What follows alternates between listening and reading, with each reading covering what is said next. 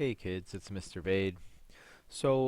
I decided, because I had a few extra minutes at lunch to create a better equivalent ratio lesson for you, not the one that I did outside with all the noise. Anyhow, let's get to it. So this lesson's titled Creating an Equivalent Ratio. Let's focus on that verb creating. We're going to create one. I'm going to create one for you. I'm going to show you a strategy that allows you to, again, create um, an equivalent ratio. Let's take a look at a ratio that we already know exists in real life at our school, at lunch recess in particular. Here's the original ratio at lunch recess.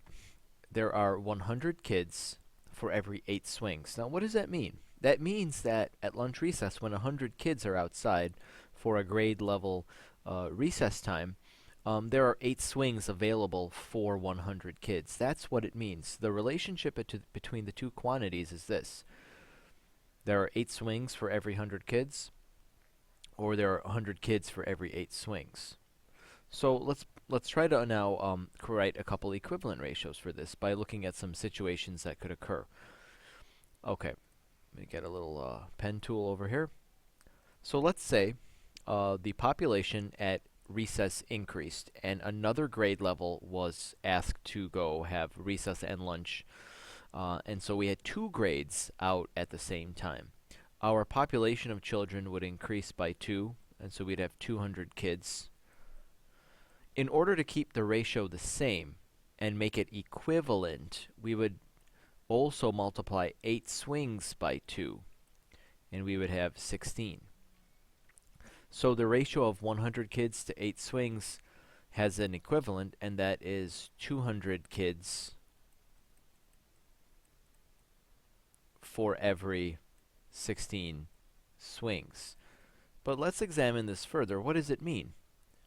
Well, if we want to keep the ratio the same, like the 100 to 8 swings ratio, if we increase the population of children out on the playground and double it to 200, we also have to double the amount of swings to 16. If we didn't double the amount of swings to 16 and we kept it as a 200 to 8 ratio, 2 things are happening. 1, we're not creating an equivalent, and 2, there is more crowding by the swings. Let's create another equivalent ratio. Sorry, I'm going to erase this. Okay. Let's say that I was asked to find out how many swings there are per one child, right? Or no, better yet, let's say I was asked to find out how many kids are there for every one swing. So someone's asking me how many kids use one swing at recess, or how many kids are there for every one swing. I want to create an equivalent ratio by, again, dividing or multiplying. In this case, it's dividing each of the terms by the same value. Because I want to know how many kids there are for every one swing, I'm going to first convert 8 swings to 1 swing by dividing it by itself. 8 divided by 8 is 1 swing.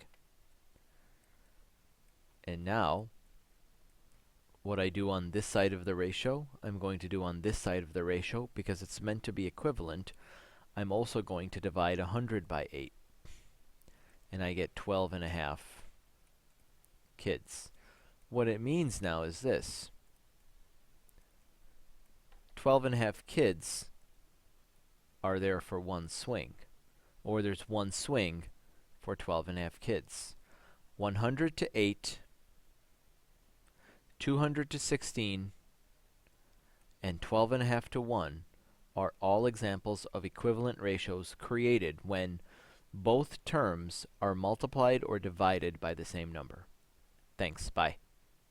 Oh, and by the way, there is an assessment tomorrow, and please feel free to do the adjoined worksheet activity with this if you would like as part of practice. Thank you, bye.